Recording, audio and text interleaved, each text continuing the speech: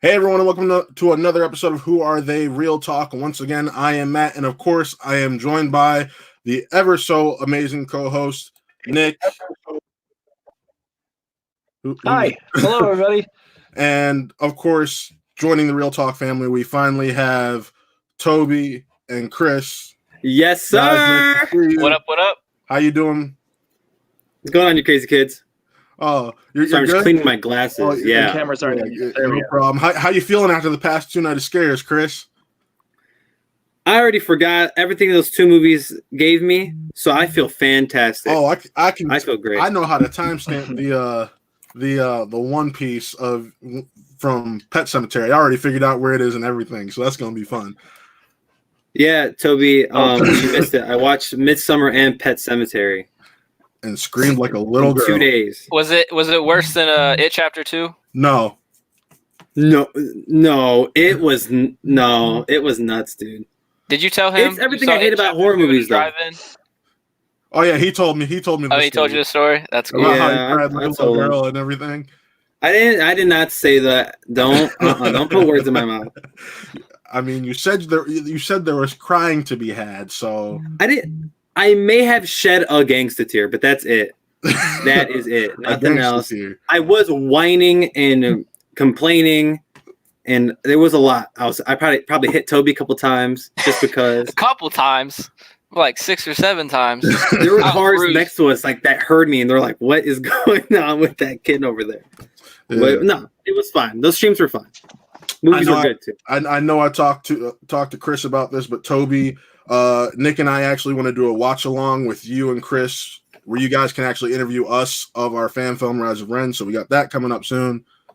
But we also want to do a watch along of you and my buddy Tom, who was on the Star Wars show the other night, who absolutely despised the Rise of Skywalker. So we're gonna have you, me, Chris, Tom. We're going to watch The Rise of Skywalker, have a good old time, and try to make sure you and Tom don't kill each other over the camera. So, virtually. Oh, yeah, we'll see how that goes. Because, I didn't even know that was a thing till you just told me. Now I'm excited. I'll be dropping some super facts on his ass. Oh, wait, watch your mouth. My mom's watching this. No, she ain't. All right. But joining us today, we have the creative team from a local independent Cleveland film called Pandemonium. And right now with us at the moment, we're still waiting on the third member. We have the director, Taylor Page. Hey, how you doing, guys? The writer and star, Jordan Stinson. Mm-hmm. Hey, Taylor, you might want to fix your mic again. What's going on, dudes? All right. But real quick, off the toppers, before we get into this interview, we do have a few small news stories. So, starting off, just the quick notes. So, George Miller is about to start production of his Mad Max prequel, Furiosa, and they're eyeing Anya Taylor-Joy to star, which I find really fucking cool because she is a great young talent, and I can't wait to see more of her. Real quick thoughts amongst the panel. How excited are you hearing that news? Finally, we need. What's the holdup? What's been the holdup for this movie, right? Or for more movies in this universe, right? Like we all saw Mad Max, and we all loved it, didn't we? Yeah. We all love Fury Road. It's arguably a perfect film. Why hasn't there been more? It's been 6 years since its release. They're not going to start shooting till next year at the earliest because of all the stuff going on in the world right now. So we're not going to get it till 2022. 8 years after the original. I mean, it's a prequel, though, so that's not really as big of an issue. Can't rush production. No, but still, the fact that it's taken so long to get this movie off the ground, that's my thing. Well, Taylor-Joy is fantastic. You can't rush creativity. Right? Sometimes it takes 20 years to get a film done, but that's kind of the beauty of it. Uncut Gems. I mean, tons of different movies. Even the guy who's oh my God, what's that one? That Don Quixote movie that's coming out, and the director who did Fear and Loathing and all that. It came out, yeah. Yeah, 20 years to get that made, and all the lawsuits going through that. I haven't seen. These are original movies, though. We're talking about a sequel to a very popular movie amongst not just cult fans, but just right. all movie fans. Right? We've never seen really this happen before. Something so popular made a whole lot of money. Tom Hardy was great. it's very interesting that it's taken them this long, and Chris is buffering as usual.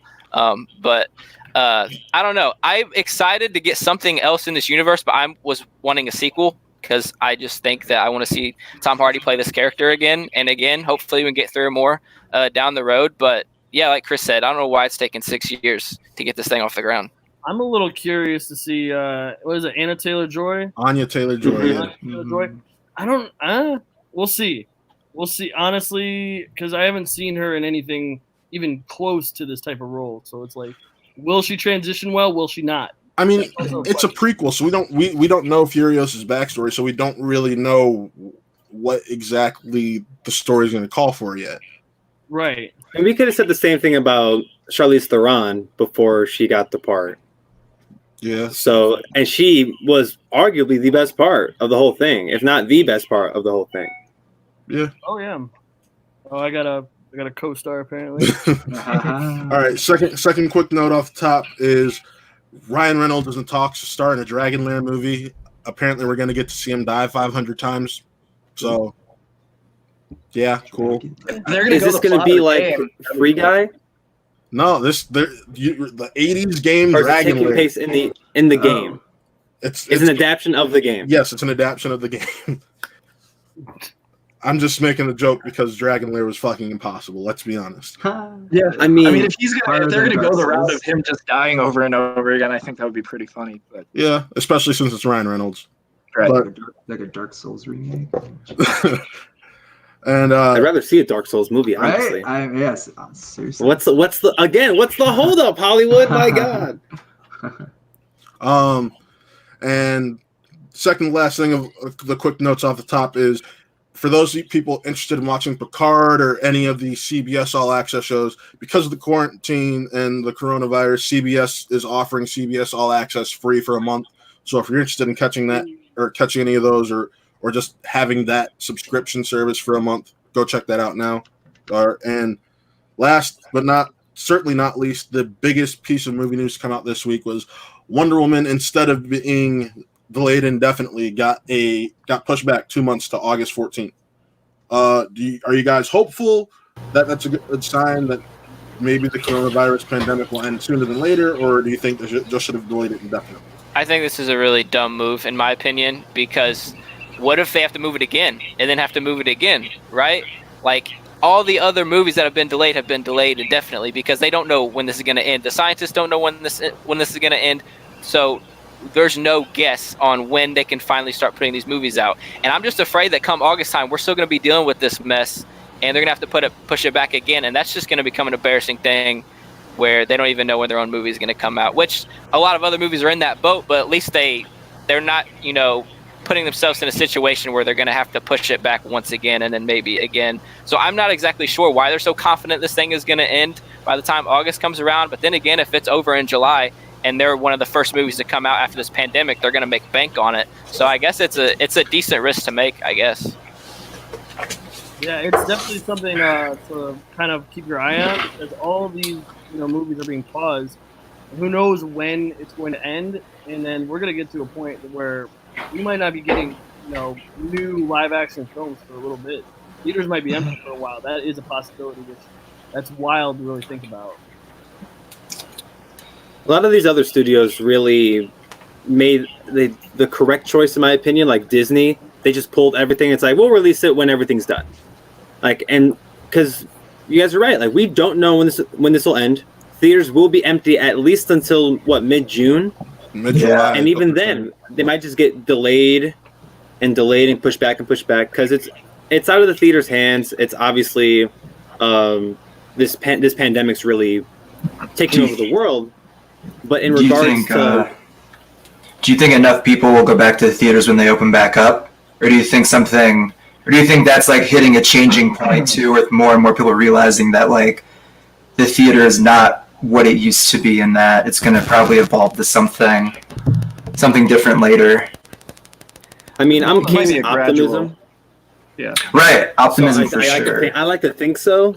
Right.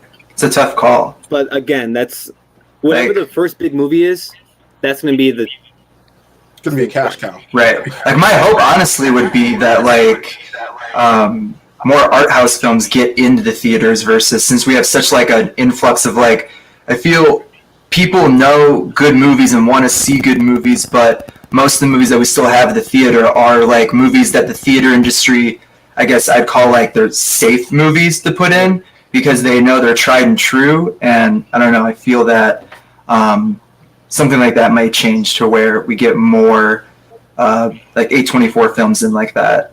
I wouldn't mind that. I would love that. Yeah. Right. But I think the theater will end up surviving because we talked about this earlier this week with this at-home release stuff that's been going on. The numbers haven't been what studios have been wanting, especially so Disney, Sony, and Warner Brothers have played it smart. They're like, okay, we released these movies, cool, but they're releasing them to buy. Then you have a studio like Universal who's like, oh yeah, you can rent it. You have 48 hours and it's $20.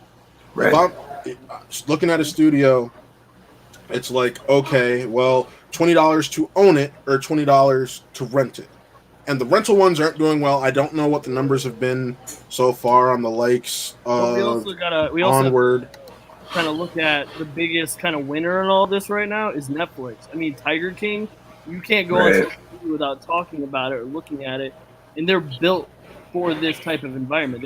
That's where they started out, was just streaming. Right. All the streaming services have seen an influx in numbers recently. So that's another big thing. Do you Streaming think- in general is the general winner.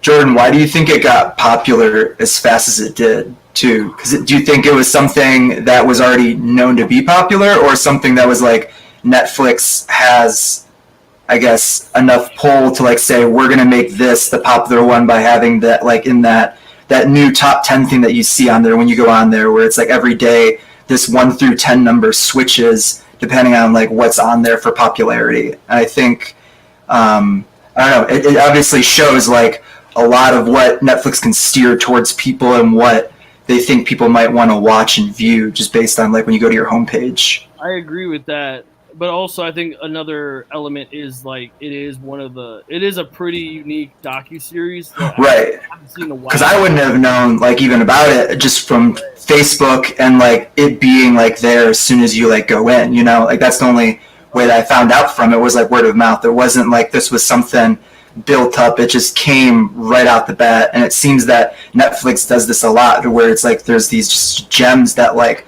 pop out of nowhere and get like popular like that.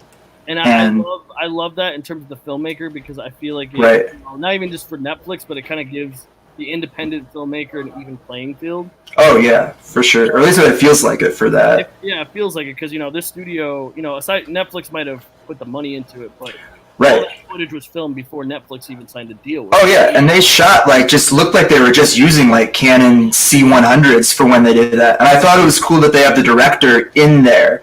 Like he's just that old guy who walks around and he's like asking questions and stuff. But usually like none of the crew's not in there, and you see him in bits and pieces like in almost every episode, just like hanging out with them. Oh yeah, and like Netflix too, they had a bomb when they dropped it, and it just kind of happened to be during this virus. So Right. what we're gonna do, we're gonna talk about it, and we're gonna communicate as a community about how insane this thing really is. So I think streaming right now is pretty popular, but I think at the end of this, there's gonna be a lot of changes because not even just streaming platforms, but you got to look at something like Instagram.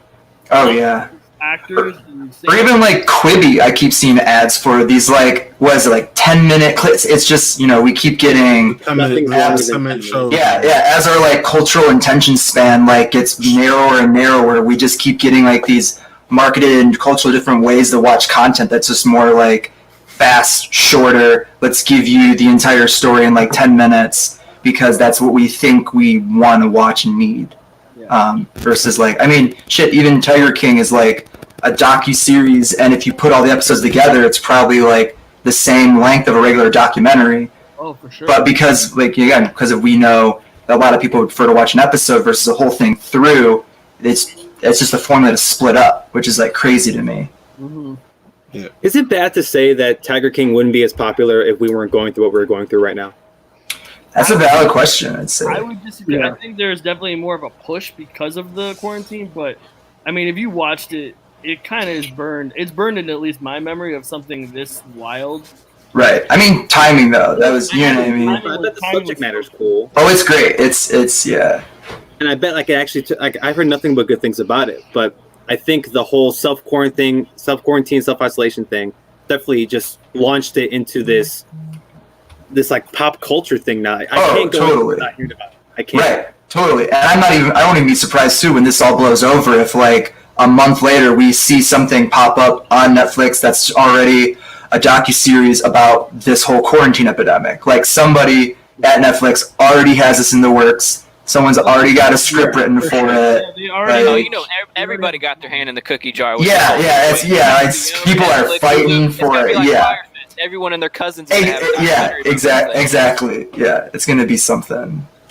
And I have like a catchy name. Yeah, go ahead, sir. No, go ahead. Finish your statement. I was saying I have like a catchy name. It'll be like hot, popular, real quick too. It'll be like number 1 on the 1 through 10 for Netflix when it comes out again, and like it's just gonna be all over the place. It's 2020. Yeah, like it's just 19. Like COVID-19, like some super catchy name. COVID 2020. Yeah. Like, right, like Netflix is watching you right now. Like they're gonna contact you after this. Yeah. Well, the main reason that we're here today is we are actually here to talk to you guys about your movie Pandemonium. Jordan, I know we had you on over a year ago to talk about this. Yeah. And we talked about development hell for Mad Max prequel. I know this kind of went through its own development hell. I know we have Robbie in the backstage, but real quick, why don't Jordan tell us a little bit about everything that you went through getting Pandemonium from page to screen? Where do I begin?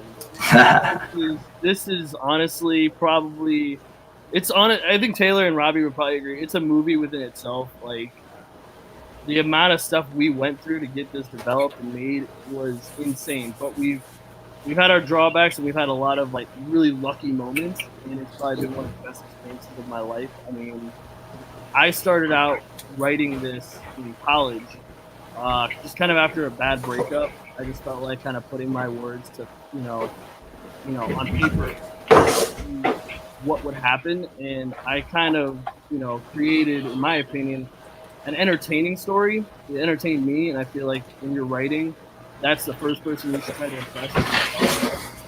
And then, Robbie, who is my man right there, he was with me through the entire process, and I kind of filtered every day. I'd write, be like, read this, then I'd write like 5 more pages. I'm like, all right, start from the top and read it again. Like, I literally put him through the ringer of reading this thing over and over again. And he enjoyed it, and then that's when I kind of started made. So we kind of went through a couple personnel, some that you guys know some of the personnel that went through this. Some of them dropped out, some of them stayed on, and then I met up with Taylor through one of our former producers, and he immediately kind of clicked with the story and with the way he described it. Just his ideas, I knew that he had a full grasp on what was going on in my head.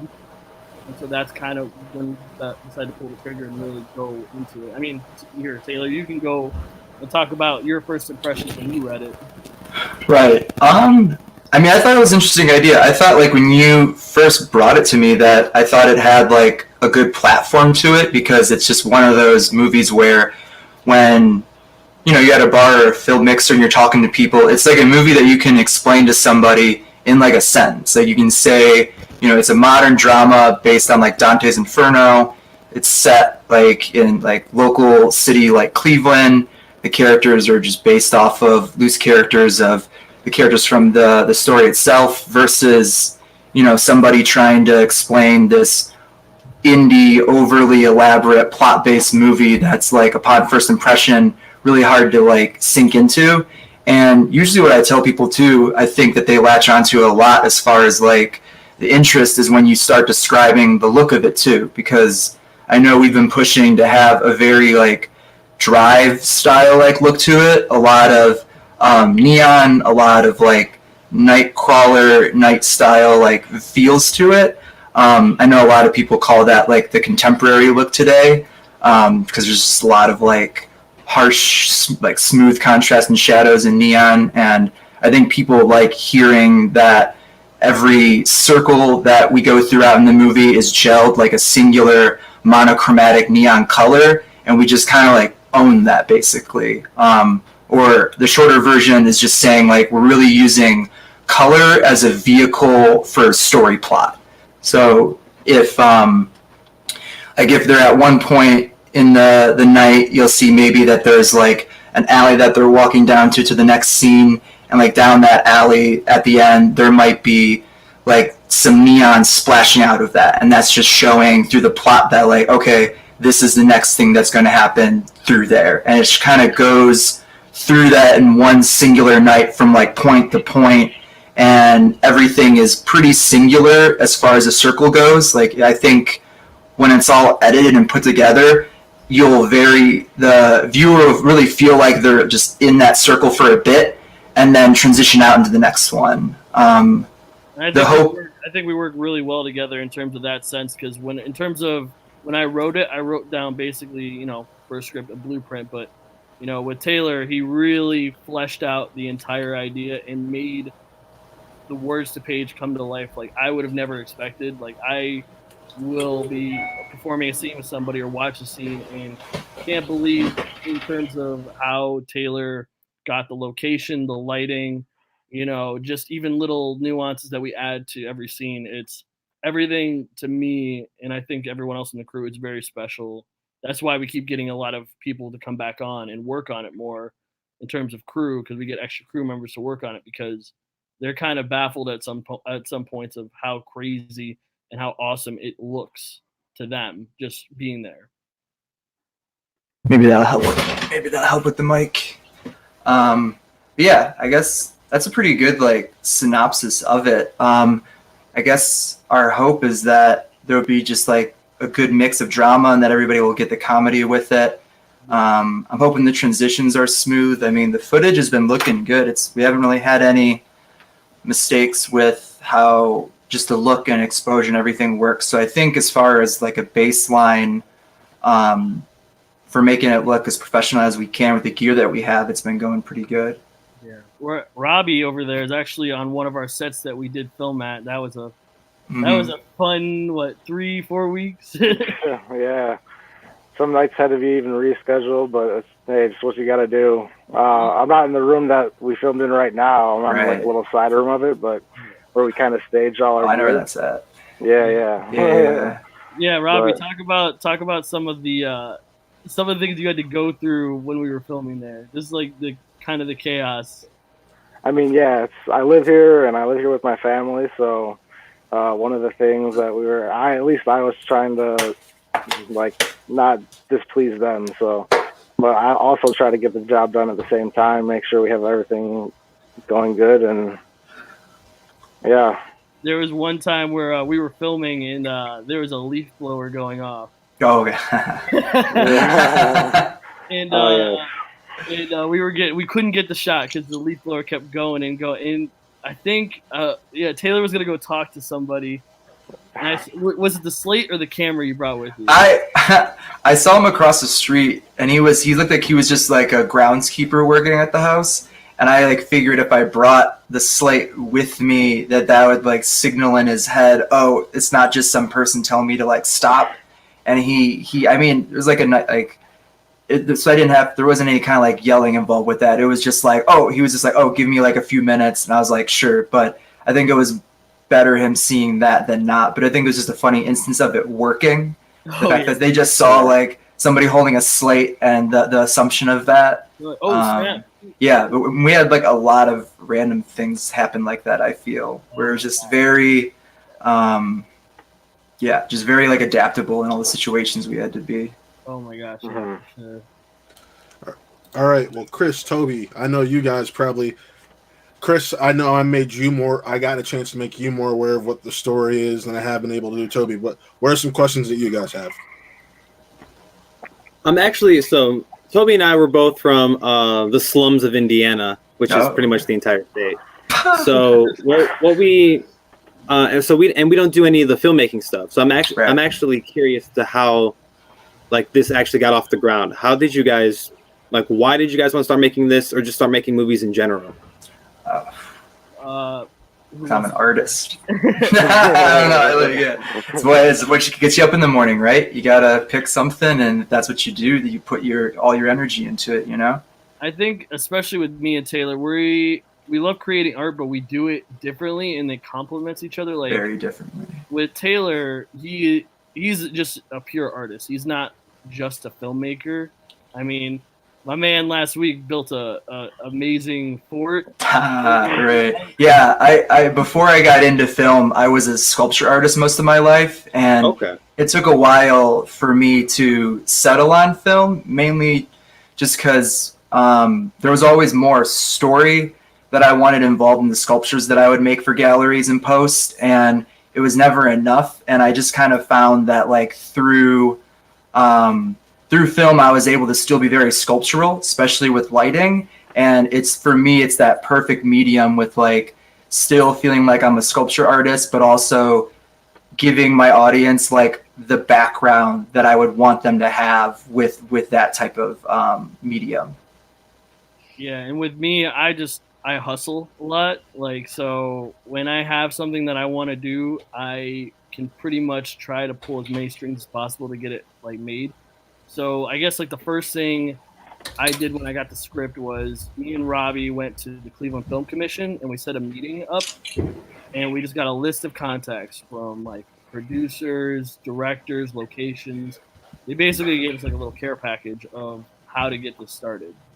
So I had to weed through who was legit and who wasn't, and finally I got to Taylor, and with Taylor already had his contacts because he's a really big staple in the Cleveland film community, where he's like, you know, the guy in terms of being Mr. Reliable and Mr. like he's got every equipment known to man, you know, no rentals, it's all owned, which is honestly insane in terms of fucking lot of money. But we have the ability to control whatever we want because the equipment is Taylor's. So Taylor can literally he has no restrictions whatsoever. So that really got us, you know, off the ground in terms of like, you know, he's got, you know, how many lights you got?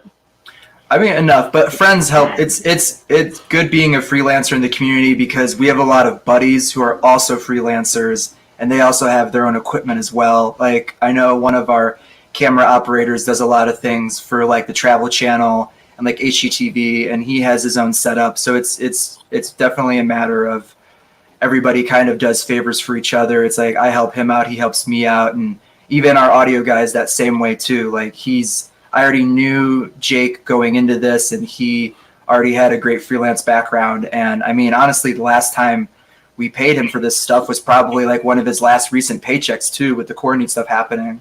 So I know he's their audio guy. Yeah, so I know he's been stoked to like have us like, you know, still be trying to do stuff. Because I know everybody in the community right now is definitely hurting for cash.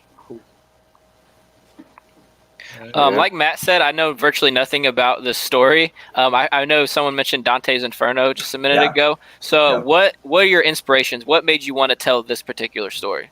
That'd be you, Jordan. I'll play it that way. Yeah. It was basically it was very early on. Like I love the idea of adapting modern, like the old myths and old stories to modern storytelling, but in a way that it was that we honored it. Like we didn't, I'm not deriving from it and not giving it credit. Like the basis and the bones of this story is Dante's Inferno. But I wanted to take a modern approach. Like I didn't want like demons and stuff like that coming out because, one, I like the subtlety of it, and two, just financial stuff. Like I'm not gonna, be walking down, Euclid Avenue and then I got like, the devil popping out of a hole in the ground. It doesn't work well. So I decided to work within the confines of what I could achieve. And I feel like when you're writing and you really want to get something made as immediate as possible, recognize what you can accomplish and try to complement it in the best form that you can. So that's kind of the inspiration I went with that. And no one has really done Dante's Inferno, surprisingly. It's a great story. I mean, they've done Dante's Inferno, but not... They've done it just not like this. Yeah, like Tom Hanks' Dante's Inferno with like, let's get all the CGI we can in the world and actually like remake it. Or there's actually a movie I recommend this to everybody too. If you haven't seen The House That Jack Built, that loosely has some Dante Inferno references to it. And that's really like probably one of the most like intense recent movies that I've watched, as far as like looking at the mind of like more intense than Joker, more intense than a lot of movies that I've seen. So check it out if you ever get a chance. Another thing, I don't know the budget. You don't have to drop that information if you don't want to. But what was the like the fundraising process? How'd you get this thing, get the cash money to get this thing off the ground? Unless you got we just don't know that. Oh, I wish, don't I? That's goals for the next stuff. Yeah. So basically, the way we accomplished a lot of the fundraising goals was we started with an Indiegogo first, but as many filmmakers will know, it's not that efficient when you're first starting out. It's, you know, if you've got good marketing and you know people that want to throw cash at you, like you might get lucky. But in terms of where I live in Cleveland, not many people want to part with cash, especially if they're not like super involved. You know, I feel like with films, everyone kind of wants to be involved rather than, you know, just wanting a good project to come out of something. So we tried that and we raised couple thousand, but we still needed a little bit more. So I just kind of dedicated myself for the most part at the beginning of just any paycheck I got from my other job to just throw right back into it and give it to Taylor. And the good thing about Taylor is all the equipment he already owned. So we didn't have to pay for rentals, but we did have to pay for a ton of other things in terms of maybe new equipment or an actor that couldn't make it to a date or, you know, craft services. A lot of small things that add up a lot. So me, Taylor, Robbie, and a couple other people at some points have been pitching in to just kind of make this thing go afloat. And for the most part, it's hard, it's difficult, but we are making it, and we are literally, if this quarantine thing didn't happen, we would have been finished probably by either the end of this month or the first week of April. But yeah, things happen. Are you talking about finished with shooting? Yeah. We'd be finished. Oh, like, so the shooting's not done. Okay. It's we have probably 5 more days left of shooting, and then the whole thing's done. Well, you bring up shooting. I know that you guys have been shooting since like mid-November, and Taylor, I being somewhat a part of the indie community myself, I know that you're actually moving soon. So I know Atlanta. Yeah, so I'm sitting. That was something I was curious about with how many days of filming's left, and now the quarantine. Yeah. How is that gonna pan out especially with the move rapidly approaching? Yeah, so my buddy who's also a filmmaker here too, Mikhail Tot, he goes by Misha. He does a lot of work here as well, and we were actually gonna go fly out to Atlanta next week and finish looking at places to rent, but a lot of stuff happened, so we canceled our flights, and we're hoping that we can we were going to plan to move out in May. We're hoping that we can move out there in June, which I think actually a lot of people, Jordan himself included, is actually kind of happy to hear that, because that gives us more that gives us more time to actually finish things up. And there's a few other like film projects that I'm gaffing and doing lighting for that I know other people are trying to get done as well. So it's kind of been a blessing because we've had more time to like finish loose ends on things and like re-prep. And a lot of this stuff with Pandemonium was also harder to shoot like even a month ago because it's just been cold here in Cleveland. I don't know how like cold it's been in Indiana down there, or like how if you guys get like really bad winters or not, but we do. You do too? Okay, yeah. And it's hard, you know. Yeah, and it's I know Jordan doesn't care, but it's hard telling some of your other leads like, yeah, so we rented a heater, it's probably still gonna be dog shit cold, and they have to act, and it's like so there's been a lot of rescheduling of days back and forth with that, just trying to like, you know, because you want to get the shoots done, but you want your talent to not be in like a shitty mood so they can actually like act to their fullest ability. So it's this weird back and forth of like pushing and pulling and trying to get the days done, but also trying to like alleviate their stresses with that. And most of the time I usually take the route that alleviates them more, because I'd rather get the best performance out of them that I can get than forcing like a day because it's a week earlier. Despite me not maybe being patient enough to want to get that done early. Just kind of what comes with it, and you have to kind of adapt and feed everybody out, and everyone's got a different personality when it comes to that. And Chris, if the name Misha Tott sounds familiar, he's the one you've been watching on Low Lives. Yeah, that's my. Okay. That's my roommate. Yeah. Okay. Yeah, I'm usually the one doing the lights and the video work for all of his content. Okay. Yeah, he's got a few things he's got a short coming up that they had to postpone too. It's called Pretty Metal, and it's like this. It's a big thing that they're doing because it's the first time that we're going to be renting anamorphic lenses, and getting a bigger production for that. And we just did a test with the lenses about a few weeks ago. We did a music video with them, and it looked really good. So we're pretty pumped for that. And he's got a good budget and a producer for it, so it should be a few steps up from his normal production. Nick, do you want to jump in? Oh, hi guys. Hey fellas. How's it going? Yeah, I really have a lot of questions. Just I get to say firsthand, I've been through this with you guys at times. Lou and I were able to be lucky enough to be on set. And I just want to say, first of all, congratulations. Yeah, no problem. I'm so happy that everything is going well, and I'm happy that just to see everything through. And I know that post-production for this is definitely going to be fun. Oh yeah. For sure. Need any help? A little assistant editor, Yeah, totally right. Right. But no, seriously. Go ahead. Just really freaking happy that you guys that this is getting done finally.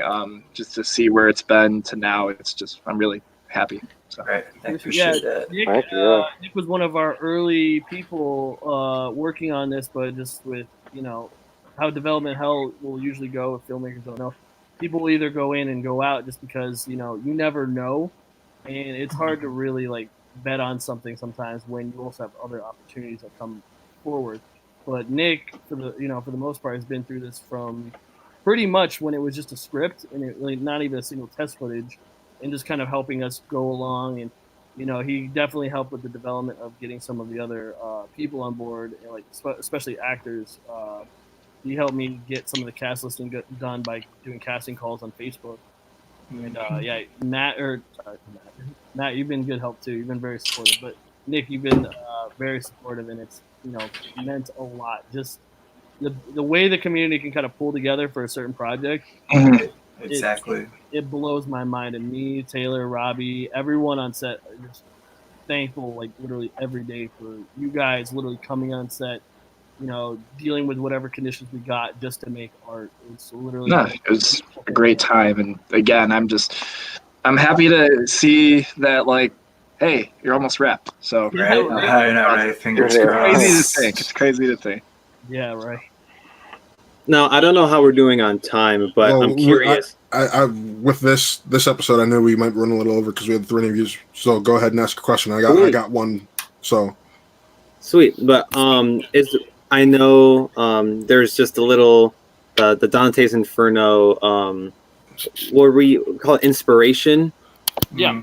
But is there anything you can actually tell us about the movie? I know you guys aren't done shooting. Yeah. I can pretty much give you guys the plot. It won't give away too many details. I guess to go from the beginning with Dante's Inferno, it's about this guy who literally goes through hell, and hell is divided by circles by the sins they committed. So he's taken there by a ghost named Virgil, and he basically learns about each sin in each circle by the time he gets there. And then what I wanted to accomplish was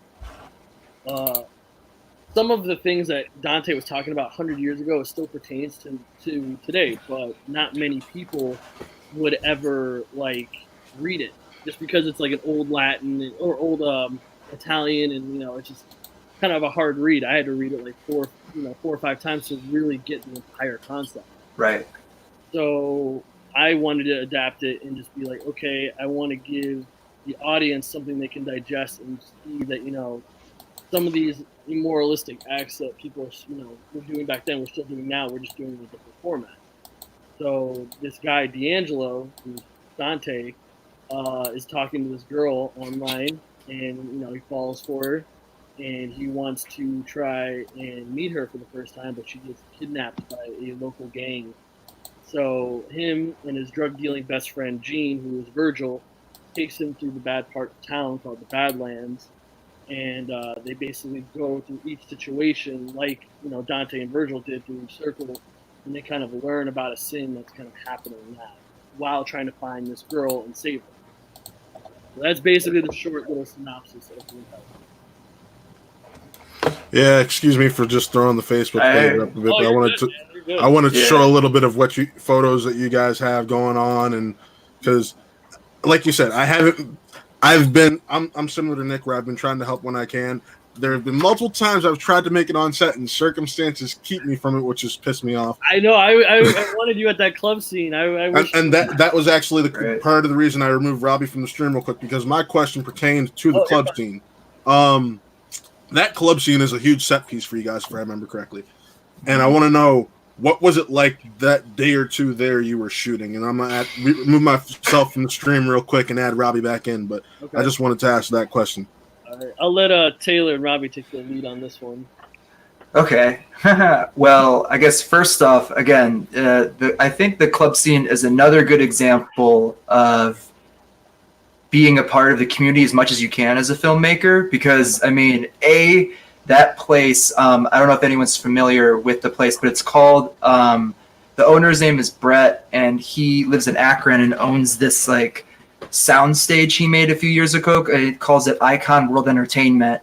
And essentially, it's this, like, warehouse that has just multiple stage set rooms just everywhere. Like, you walk in, and the first place is like a built-up like club, bar, bathrooms, like everything to make it look like a full club. You go up the steps, there's a VIP room, and then right behind there are like 6 rooms in a row, and each room is like a casino, surveillance room, a bedroom, a kitchen, a courtroom. You go downstairs, there's a recording room, an interrogation room, hospital room, like tons of rooms, and it's all meant for filming in, and he rents the place out to people. But I mean, if you want to like use the place for a full night, it's about $2,000, $1,500 just for the night. And I met Brett about, I think, last year through another buddy who's a filmmaker, that we were doing music videos together, and we filmed at his place. I got really good friends to be with Brett. I helped him out with a few projects, and we basically got to use that place for free for 2 days. So it's just one of the awesome. Right. It's just one of those examples of that. Like, and he gave me the keys. Like, it was all like, here's the keys. I trust you, Taylor. I'll be back. Like, he wasn't even there. He's like, I'm going home. You're fine. Put the keys back when you're done. And we had like that full studio for 2 nights essentially, and we got all the stuff we needed done. It was a lot of work, definitely trying to like, I mean, even just to fill the place, because it's that the club itself is pretty big, and we really had to frame the camera in a way and group all the extras in a way that made the club feel as full as it was for like our establishing shots, which I think we did. We definitely achieved it. It was just, it takes a lot of blocking and a lot of placing to get that stuff right. And we were lucky to have like a pretty full team that night to get it done. I mean, we were there. The extras went home. I'm pretty sure we were there. When we were there, Jordan, we were there like 4 o'clock. Well, cleaning up everything. First night me and Robbie bounced early, and I think we bounced out of there around 2 or 3 o'clock. Yeah, I was still, because we were still finishing up. Yeah, because we had to work literally the next day. Like, life still goes on. So right. We're rolling out these 2, 3, 4 o'clock in the morning shoots, and then we still have to go to work. Yep.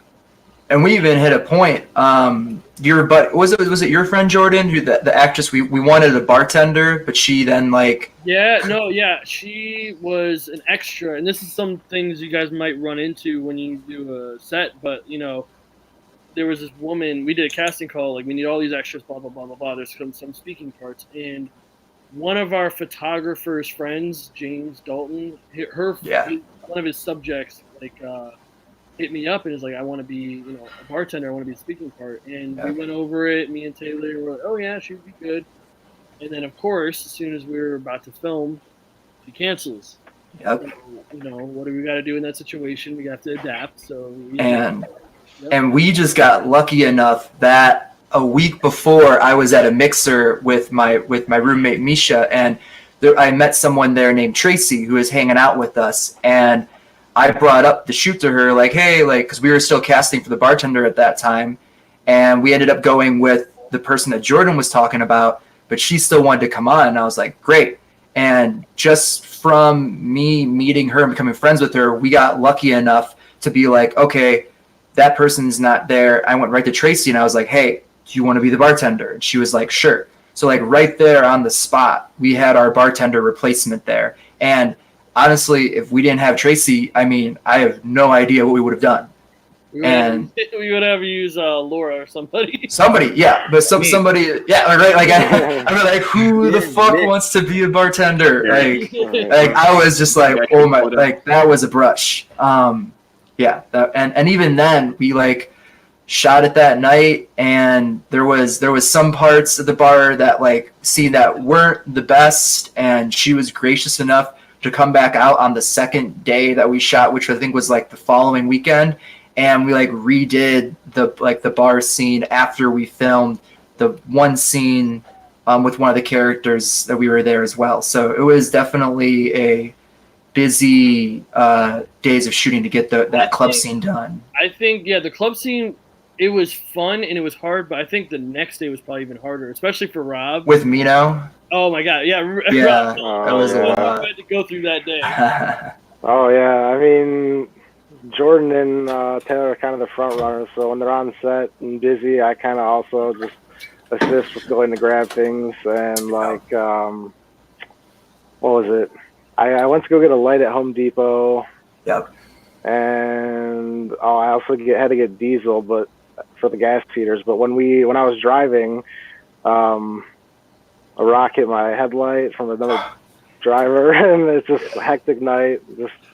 But you got to do what you got to do and just get things done. Like, we had a set that's piece. The mission. Yeah, we had a set piece that we needed, and me and Robbie forgot to get it. Now, where we come from, which is Mayfield. Where we come from, it's about 30 or 40. It's almost like an hour away from our set.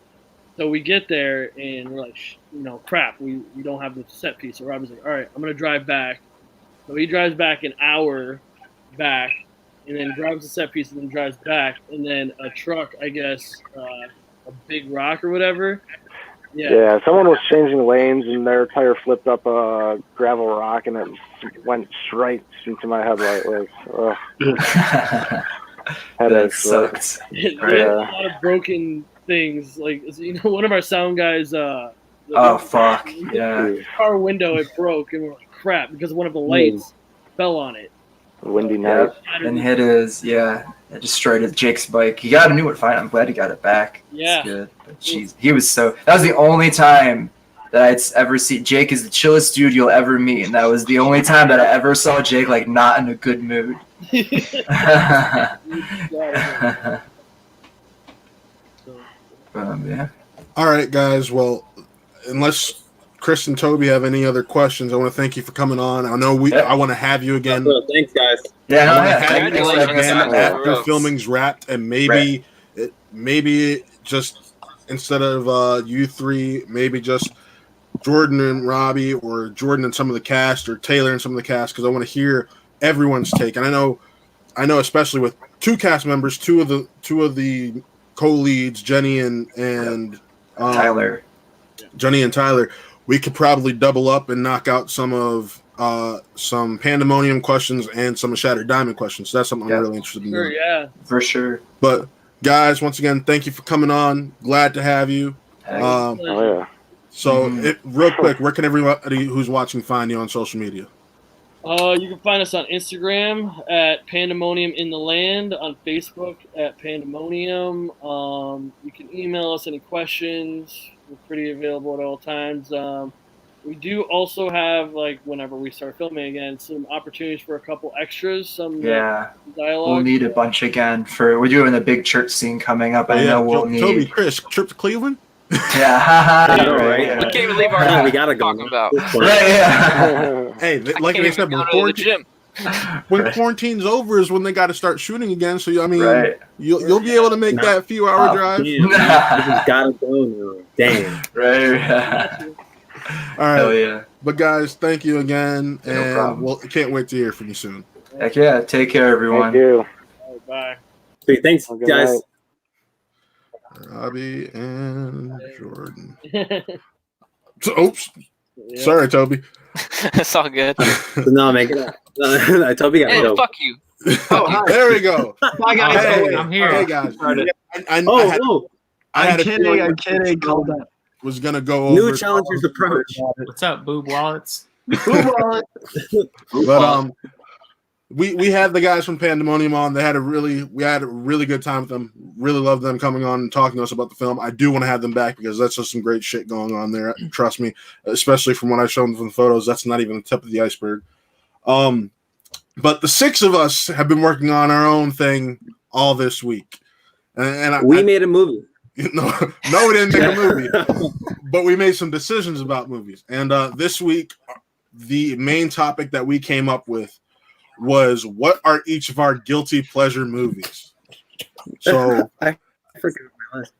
yeah, I've created. We're gonna make a game out of this. So I have 4 different slides. One with the honorable mentions, one with the number 3s, one with the number 2s, and one with the number 1s. And I'm the only person who knows who picked what, outside of you knowing your own choices. So Okay. I'm gonna have you guys, each of you, guess a movie, or in the case of honorable mentions, guess 2 movies and guess who picked them. So let's start it off. Here were our honorable mentions for guilty pleasure movies. My God. Jesus Christ. Yeah. That movie's Power good. Rangers is a great movie. Yeah, Power Rangers. What the hell? Yeah, Power Rangers was good. I liked it. All right. Power Rangers is good. What? Why Good everybody Burger's just missed good. on there? Get out of here. All right. So we're gonna start it off with Taylor. Taylor, pick 2 movies and tell us who you think picked them. All right, let's see. I can only really guess with the fellas on the bottom here. I don't know everybody else up top too well, but superhero movie is definitely Nick's. Jesus. Wow. Yeah, you got that one right. And King Arthur is definitely Matt's. Damn. Got him. Yeah. All right. Can everybody like take a sec? I feel like it'd be better if you guys take a second though and like defend your choices. Oh, that's exactly where I was about to go. Okay. So Nick, I want to hear you defend superhero movie real quick. Yeah, please defend that movie. How? So How I'm can not you? going Where to do you- defend where the do you movie. begin? I just thought we were putting movies that we kind of liked, and I was like really into those movies when I was younger, I guess, for some reason. And out of all the ones that existed, at least that one, like at this point, we can relate to maybe with all like the superhero movies going on. I don't know. I thought we were just putting movies that we kind of liked on there. You must defend yourself. Is that the one with Drake Bell? Yep. Yeah, that's the one with Drake Bell. I thought that there was some man. for those types of movies, there was some okay moments. There's a part where Leslie Nielsen shoots Drake Bell with a staple gun, and he can catch it, and then he's like, "Oh, this is something that anybody can do," and then he turns around and just shoots Kevin Hart in the chest with it, and that was kind of funny. But like, I didn't know I was supposed to defend this. Like, oh god, This is your life. You're defending on why it's If you guilty like pleasure it, movie you'd for be you. able to defend it, right? Right. Well, yeah. And you just basically did. You're like, there was well, that's funny why moments. it's an honorable mention. I don't like it, but I thought that it was all right. Kind of All right. a superhero parody movie, kind of ahead of its time and in its own way. Like probably would be a lot better if you try to make it right now. Right? Yeah. Yeah. But no. Oh, if they made another one now, that'd be nuts. Oh, that would be crazy. But for me, King Arthur, I just that movie. I've always been a big King Arthur fan, whether it be that horrible Clive Owen version, or Excalibur, or even King Arthur: Legend of the Sword. I've always loved King Arthur, even dating back to the Sword in the Stone animated Disney movie. What about Monty Python? I've actually never watched Monty Python and the Holy Grail. Oh, yeah. Get on my that. man's heart. Yeah, I got to get on that. But yeah, so this I liked the modern take on King Arthur that Guy Ritchie took. The editing is questionable at points. I love the editing. I love all of Guy Ritchie's editing. Oh, I love them. Yeah, this one I love his editing style. This one at points was a little harder to keep up with than most. But other than like, I really thought it was a good movie. Other than like the video game-esque ending fight for Arthur when he's going through the fucking castle, I really thought that was a good movie. So I have no shame in defending this film. I really thought it was a good movie. All right, Toby, what's your guesses? Pick 2 movies and try to figure out who picked what. All right, Inspector Gadget is Chris Lopez, and Two Night Stand is also Chris Lopez. Damn. That was easy. Yeah, he called you out, Chris. All right, Chris, they were both you. So those are both mine. Shocker, right? Okay, Inspector Gadget. I mean, it's fun as hell. Like, what else do I have to say about it? It's Matthew Broderick when he was like slowly fading into obscurity, and like he, and oh God, and he just. At least I didn't pick Godzilla, okay, but like, I almost picked Godzilla. Loki. I can tell you that there was another person on this panel who almost picked Godzilla. I didn't almost pick Godzilla because that movie's not good. And there's nothing redeeming about it. It's not good. But Inspector Gadget at least is fun. The practical stuff is goofy and they totally ruined the villain. But I like the movie a lot, and I just think it's fun. Is it good? No, but it's fun. I really dig it. And you like Inspector Gadget more than Godzilla? Yes. Oh my God. Yeah. We're talking Godzilla 1998. We're talking Godzilla 1998. Not the 98. Oh yeah. No. we're not. Godzilla laid eggs in Madison Square Garden. We're not talking about the spectacular Gareth Edwards film because that film is fucking spectacular. No, that movie's hard. No, the 2014 one's great. It's so a lot good. of fish. But lots of fish. But Chris, since you were the one who got called out, let's let you have because you got knocked out basically in that round. Toby just said, "Fuck you, I'm Tyson." All right, but no. So we have King Arthur's been hit, superhero movies been hit, Inspector Gadget and Two Night Stand's been hit. What? Pick 2 movies and tell us who you think. I've never heard of Grind, Reign of Fire, and is it Knowing? Yep. Yeah, Knowing. Nicolas Cage.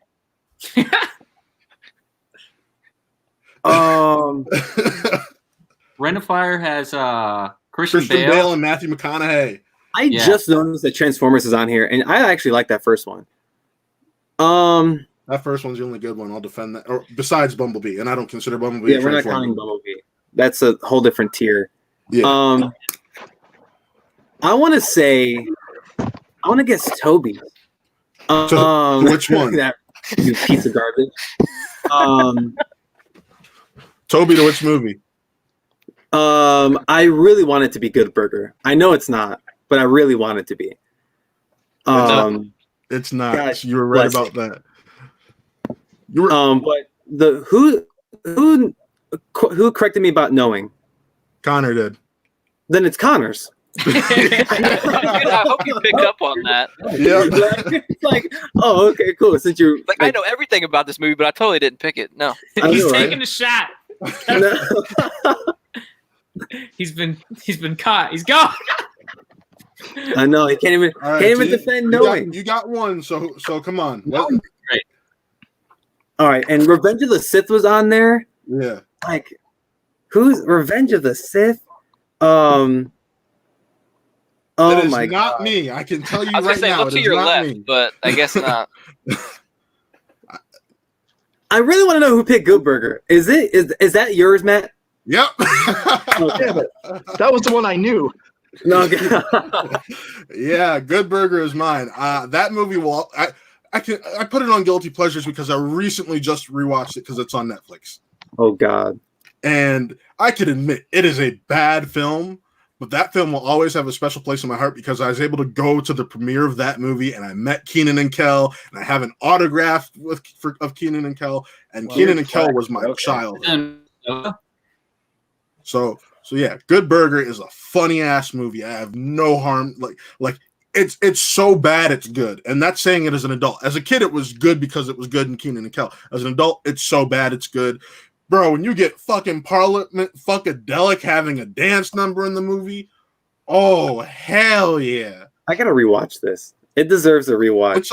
It's on Netflix. That's all I gotta say. I'll be glad to do a watch along on the movie for you. So I'm on the channel. Let's do it. But yeah, Good Burger easily. I'll defend that to the day I die. All right. Well, Nick, let's go to you right now. Who picked what? Well, Good Burger's been taken care of. So has Inspector Gadget, Two Night Stand, Knowing Superhero Movie, and King Arthur. So that leaves you with Power Rangers, Transformers, X-Men Origins Wolverine, Reign of Fire, and Episode 3. Okay, well, Taylor is definitely Grind, and Connor is Reign of Fire. Ooh, you got one of those two, right? Oh, no. Got me on Grind. Yeah. Oh, well, then Connor's is Transformers, isn't it? No. No? You're out of guessing, bud. Power Rangers. Power Rangers is coming. Power Rangers is good, so it shouldn't even be on this list. Sorry. I can admit that it's not a great movie, but I love it, and I don't need to defend The thing is, everybody on the panel thinks the movie is good. Like that's the great thing. It's not a good movie. It's Power Rangers. We all probably grew up with Power Rangers, so that's why we think it's good. The masses do not think it's good because it made no money. Right. I think a part of the reason it didn't make any money was because of his budget, but that's just one thing. I was poorly marketed. I think I was gonna say the promotion wasn't very good. Yeah, movies. I would say the first like 2 acts of that Power Rangers movie are super solid. You get like a bunch of defined characters, where it really falls apart at the end, where it's like, oh shit, yeah, we got to be a Power Rangers movie. I forgot. Krispy Kreme, and like here's a bunch of CGI like right in your eyeballs. And Krispy Kreme's good.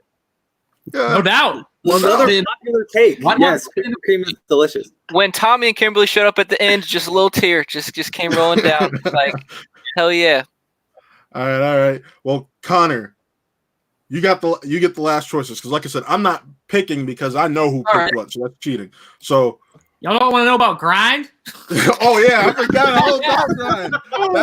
Back up. Taylor, defend your. Why is Grind on here? Because you guys don't want to know about premiere early 2000 skateboarding comedy Grind? Like you don't know what that is? So Grind, definitely a bad movie. Probably the worst movie I've submitted to you today. But I find it very charming. I haven't watched it in years. I probably wouldn't find it as funny as an adult, but it's a great sort of product of like what I find to be a very charming era, which is like late 90s, early 2000s skateboarding, which I have no access to because I don't know how to skateboard, but it's still like it was such a cool premiere era for the sport where like it got so much attention. Everybody likes skateboarding. You got Tony Hawk, Bam Margera's on the rise. Bam Margera. Both those people have cameos in Grind. I think Bob Burnquist shows up as well. But it's so like it's kind of like an American Pie comedy, you know. It's like college age, a lot of stupid shit humor, really immature, but it's also about skateboarding. So I just find it a little kind of endearing, you know. It just takes me back to the days of playing Tony Hawk Underground on GameCube. Okay, I'll give you that. What's better than that? All right, Connor. You have so basically you have Transformers to pick from. Episode 2, Reign of Fire. That's episode 3. Oh, excuse me, episode 3. Reign of Fire and X-Men Origins Wolverine. And there's 2 people who have not, or 3 people who haven't had all their movies hit. Fire is definitely Taylor. Yes, Reign of Fire is Taylor. Got me. And episode 3 is Nick? Yeah. Which means Toby wins this round because nobody gets his shit. Are you freaking joking? You like freaking Wolverine, stupid movie? That's psychotic. That's X-Men the worst Origins movie on here. Wolverine is It's a better very, than it's a very the simple. Wolverine. It's a very simple answer. It's a very simple answer. It's better than Wolverine. I can watch Hugh Jackman play that character. I don't care what he's doing. He could be watching paint dry for 2 hours. I don't care. That's dumb. I love him as the character so goddamn much. The movie I don't think's very good. The CGI, the claws, terrible. But him as the character, man, I eat it up. Just watch like one of the other 10 Wolverine movies. I do, and I enjoy them more. But this is honorable mentions, and I'll throw that movie on after The Wolverine by James Mangold is a horrible film with a fuck ton of plot holes that people don't realize it. X-Men Wolverines is a fucking more complete film, although it does ruin a few characters. It's crazy how much I did not like anything you just said. It's nuts. All right. But Toby, Sue were Transformers and Wolverine. Transformers is good. No, it's okay. It's not good. Let's be honest. Nah. But what does nobody want to know about Rain of Fire? Yeah, I was just about to say, but let's go to Taylor. Talk about Rain of Fire, Talk about Rain of Fire, about a Christian Bale and Matthew McConaughey epic. You don't want to know about the premiere big budget Hollywood dragon movie, Rain of Fire. I haven't watched Rain of Fire also in probably like 10 years, so I don't actually have any like deep emotional attached. See, the thing with guilty pleasures with me is like I don't really have any. Like I'll unapologetically love good shit, which I think is probably true or bad shit rather, which I think is probably true for all of us. But like Rain of Fire is like an okay movie with a really great premise, like post-apocalypse dystopia movie starring Christian Bale, Gerard Butler, Matthew McConaughey, all jacked up and pissed off and depressed, having to fight dragons. Like how many like apocalypse movies are about dragons? That rules. Hell yeah. And there's like one really good scene in the movie that I think is probably better than any of the dragon stuff. Oh God. Matt, I don't know if Matt's seen Rain of Fire, but I love your dad. Can you yell out to George and tell him I love him? He's watching. He can hear you. There's a great scene in Rain of Fire where like they don't have movies or any form of entertainment anymore. And so like they act out scenes from movies as like stage plays. And I think they do the I Am Your Father scene from Empire Strikes Back, I think, which I just think that's a really cool. I think that's a really good scene. That's probably better than any of the dragon stuff. Oh my God. Nick, you got to defend it. Revenge of the Sith. Why is it one of your guilty pleasure honorable mentions? Oh, it's the greatest movie of all time. The only thing that it's missing is Watto. I mean, come on. It is missing Watto. I mean, the only thing that it's missing is Watto telling me that he is my father. But no, it's the greatest Star Wars film of all time because it's so goddamn stupid at times. And that's my favorite part about it is just that I can sit there and laugh at it. How's it stupid? Oh, there's so many terrible lines and stuff in that movie. I would say there's more terrible lines in Attack of the Clones, which is why I was shocked. Yeah, but I hate Attack of the Clones, and I will never watch that movie. Attack of the Clones is an abomination, and the only thing that's good about it is that there's sand in it and can piss off that wimpy bitch Anakin. And it's got Watto in it. It's got Watto in it. There's Watto. There's a little hat. Oh, it looks like you're getting a little bit red there. You all right, bud? I'm fine. I'm fine. I agree with the lines. The lines are a little much, but I mean, it is what it is. George had his reason because it's dumb. What? George had his reasoning for a lot of things, and throwing ideas at the wall, seeing what sticks. A lot of it didn't stick. Nope. Fair enough. All right, Toby, you got to defend Transformers now. Oh, I was 10 years old when it came out, and that was a time where I was obsessed with cars and, robots and shit. So this came out at the perfect time, and we went and saw it as a family in theaters. One of the first movies I remember seeing in a theater. And we came home, and we played with the toys. We got the toys for like our birthdays and Christmases and stuff. And it's just like I look back at it with nostalgia, just like anything else. And I could throw it on and still enjoy it. It's a Michael Bay movie, like to the fullest. Like Michael just Bay sucks. The way it's shot. Wow. I mean, all I really need to say is Megan Fox, right? Like, that's all I really need to say. A lot of young boys became men that summer. Right? Megan Fox was such a weird time in movies, like where she was in a lot of shit. Yep. Literally like, a lot of shit. A lot of shit, yeah. And we remember little to nothing of all of her whole career. Yeah. Like, was she anything that stuck? That really stuck? No. Not really. Jennifer's Body? Bad Boys 2? Jennifer's Body's pretty good. Like, yeah, like we're aware of Jennifer's Body, but it's like, hey, Mom, have you seen Jennifer's Body? What the hell is that? Like, it's a good movie, is what it is. All right. Well, let's move on to everyone's number threes. I'm really interested to see the reactions here, and this is some may be easy to guess, some may be hard. Since Toby won this last round with nobody being able to pick his movies, I'm gonna don't let have him Toby go. He's gonna know all of mine. He only gets to pick one in this case. He only gets to pick one. So starting off, here is our number 3 ranked guilty pleasure movies. It's so damn close to. All right, so I know which one Chris is, but I'm gonna leave him out of this one. I'm gonna say Sausage Party that you met. It is not. God damn it! Can the real Sausage Party winner please stand up? I'm the real Sausage Party winner. Come on down.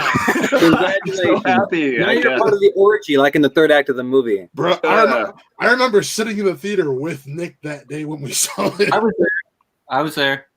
No. I was like, no. So, in order to defend this movie, I like really dumb things, as you can tell. I haven't seen Happy Time Murders, but that might have replaced this movie on this list. Dude, it's nuts. It's nuts. But that movie is crazy. And, I like the comedians. I like the first trailer. When I saw the movie, I was just like, oh my gosh, this is totally something that I'm going to go and see. The people behind it, just fantastic movie. Or filmmakers, maybe it didn't entirely live up to. Well, Black from the Past was great. That is a good movie. I've never seen it. I've never heard of it. It's on Hulu currently. Thank you. I've done my research when people gave me their list of movies. I'm like, oh, okay, you can watch it here. You can watch it here. But that movie is stupid, and I love it for that reason. Just, something to throw on and laugh at. A lot of really dumb jokes and shit, but yeah. All right. Well, Nick, who picked what? I'm sorry. I just can't stop looking at Superman and his massive dong.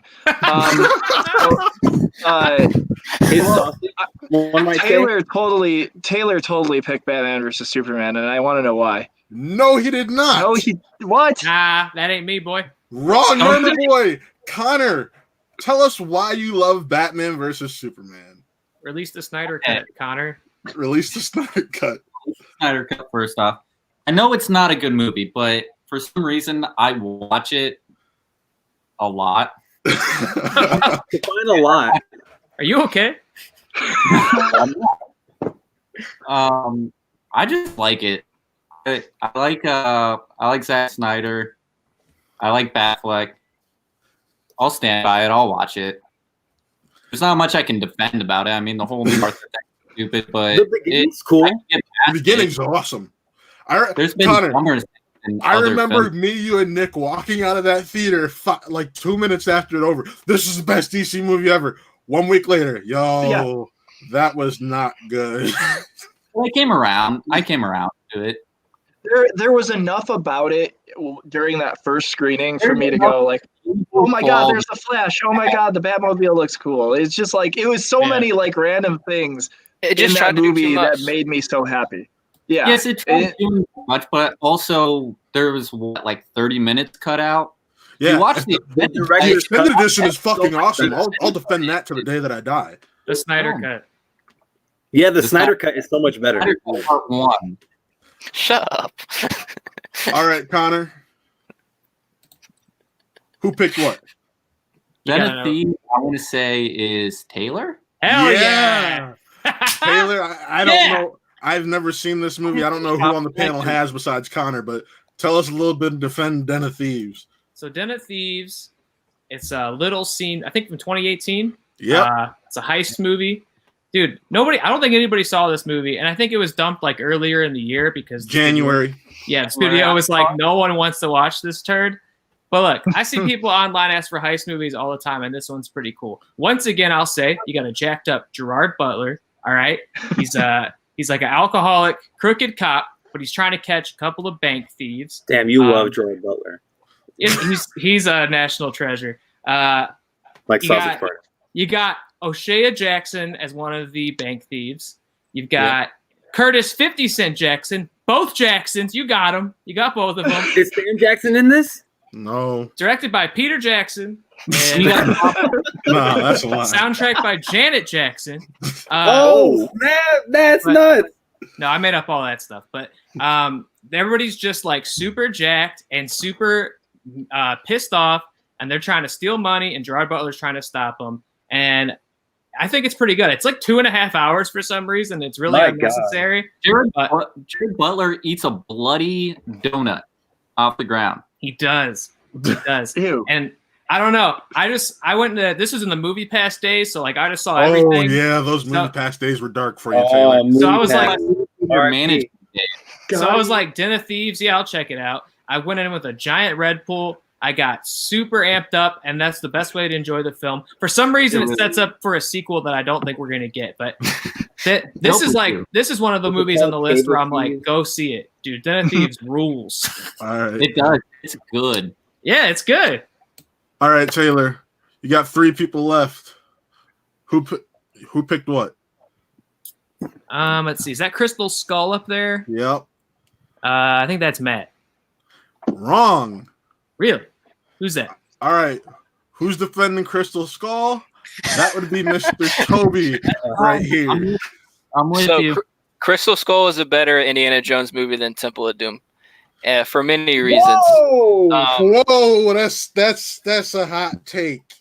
Temple of Doom was made in a very dark time of George Lucas and Steven Spielberg's life, and it's a very mean film if you really think about it. There's a lot of undertones that don't sit right with me today, and I don't think sit right with a lot of people today. It's kind of hard for me to rewatch Temple of Doom, honestly, because there's just a lot of issues with it. But Crystal Skull, I think Harrison Ford was really happy to be back playing this character. I think you can tell. A lot of people say that he phonied it in. I don't see it at all. I think that he is Indiana Jones, and he will say that until he dies because he wants no one else to play this character.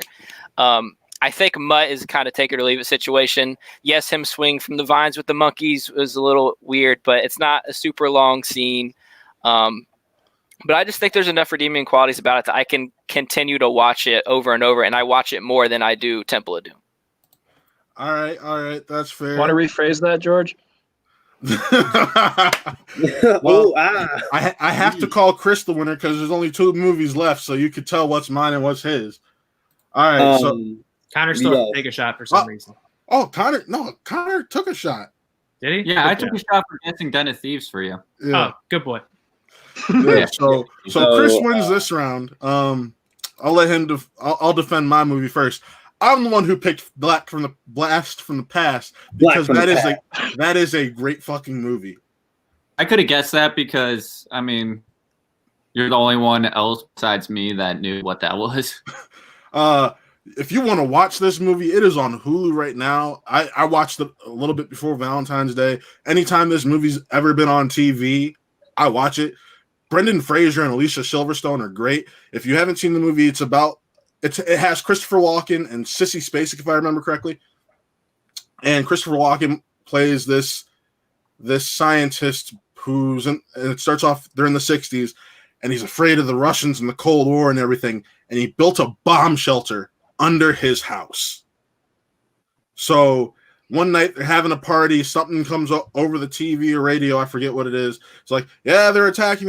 He kicks everyone out of the house and he takes his pregnant wife down into the bomb shelter, and she ends up having a baby who turns into Brendan Fraser's character, and they live the next 30 years down in the bomb shelter. The only reason why that they think the world's actually ended is because a plane, and this is one of the goofy parts of this movie that no, I didn't break your martini glass from the junket. I used to use that martini glass. Thank you. I love this right now. This is fantastic. But no. So a plane crashed and landed on their house and exploded. So they felt the explosion underground. So we jump forward 30 years, although we do get to see part of Brendan Fraser's character's life growing up underground. And they think the world's ended, and he comes back. They need supplies. He has all this stuff that's worth money, old baseball cards, old stocks and businesses like Apple. And it's just, he's basically a billionaire and doesn't even know it. But if you want a really funny romantic comedy that's really heartfelt and different, check out Blast from the Past. Now, Chris, wait, did you say romantic comedy? It's a romantic comedy, Chris. Oh, I'm in. You want to do a watch? You want to do a watch along tonight? Wait a second. Tonight, we need cool. Hey, it's not a horror movie. You're right, Shoji. You're right. But look, speaking of Brendan Fraser, all right, Looney Tunes back in action, right? Hey, real quick, your win has an asterisk by it because Toby knew what your movie was. I'm just gonna say that right now. Because I told him how much I love this film like a couple weeks ago. It's a good movie. It's so much fun. The spiritual successor of Space Jam, Looney Tunes back in action, is so awesome. I love this movie to death. I watched it a butt ton. I broke the DVD because I played it too much as a child. I love this movie. Not only because it's so meta that the Looney Tunes are actual celebrities, but the fact that Brendan Fraser is like, he's the lead of this, and he's supposed to be like the son of Timothy Dalton, and then Timothy Dalton's like James Bond, but he's not James Bond, even though he played James Bond. It's so meta and awesome, and Steve Martin's so over the top in this thing. The Las Vegas sequence in that movie is so much fun and so on the nose. Like, and it's the only time we got to see Matthew Lillard interact with Shaggy in live action. So I can't. Cool. What else can I love about this movie? Because I love everything about it. It's so cool and it's so stupid, but it rocks. All right. Well, let's move on to our number twos. Chris, you get to go first since you won, but you can't say my film because I told you it the other night. Word. But here, let's go with our number two rankings for guilty pleasure movies. Is that the Amazing Spider-Man 2? Oh, come on. Come on. Toby, STFU. The Amazing Spider-Man 2, since Nick loves hot garbage. Hell yeah, I do, baby, and that's my pick. Let's go. The movie sucks. I like it. The movie is not. I don't know. I like it. I don't know why. I mean, there's other parts of it that I like more than the other. I don't like entirely like Jamie Foxx's Electro. I'm sure that can be done something better. And when he's performing Itsy Bitsy Spider on the power plant, that was kind of corny. But I don't know. I didn't think it was the worst movie ever. I was really hoping that we were going to get that third film where Spider-Man faces against Jack the Ripper in Great Britain, but we didn't. And I don't know. I could turn it on and enjoy it. There are definitely other Spider-Man movies that I like more. I definitely like it more than the first one personally, just because I don't know. There's just something fun about the movie. I'll give you that. Both those movies are hot garbage, though. Okay. Whoa, the point is, it's called a hot take thing, man. Yeah. So it's a guilty pleasure. So if I like it and you don't, that's why it's called a guilty pleasure. No. I agree with you that I like the second film more than the first. The game for everyone. Thank you. I'm talking about Matt's take on The Amazing Spider-Man. I think that movie's good. The first one, not so much. No, I wouldn't watch it again. It's not Spider-Man. It's got 3, it's got zero rewatchability to it. The second one has dumb shit in it, so that's what's fun. All right, Nick, you're up. Who picked what? Matt picked The Hobbit. I did not pick the Hobbit trilogy. Jesus. All right, the Hobbit trilogy. And yes, there were two people on the panel who couldn't pick a movie, but picked a series of movies, so because it was in the same franchise, let it go. But yeah, Chris is pointing to the culprit right now. Toby, the Hobbit trilogy. So I see the Hobbit trilogy as one story, so that's why I counted it as the whole piece. But I grew up watching Lord of the Rings literally every single weekend. I would go to my dad's, and that was like the only movie that we had on DVD. So we watched it over and over and over again. I can basically repeat it if I were to watch it right now. But when The Hobbit came out, like me and my dad, my little brother got super excited about it. Like we talked about it every single weekend up until release. We went and saw it in the theater. We went and saw every, next installment in the theater. And it was just really a bonding time for me and my dad and my little brother. And so I can throw it on and have, again, those nostalgia feels. And it's an interesting story. It's definitely different in tone compared to Lord of the Rings. And I think that's why people don't like it. But I can get past it, and I like it, I guess. Can I share a story about Hobbit? The first time I saw it. Oh no! All right, so I saw the first Hobbit by myself, and I knew about 20 minutes in that I hated it. I already paid money for it to see it in 3D, and I was like, I'll just take a nap here. I tried taking a nap in the theater, but it was so loud that I just couldn't, and it was an awful time. It was an awful 3 hours of my life. Ouch. Damn. Oh my god. All right, Toby, you're up. Who picked what? Again, I know Chris is picked. Say it. Throw him under the bus, or else he's gonna win this time. Let's be honest. Chris, why are you obsessed with Scooby-Doo? Yeah, Chris. Before Chris found superheroes, his hero was a You're dog. wrong, George.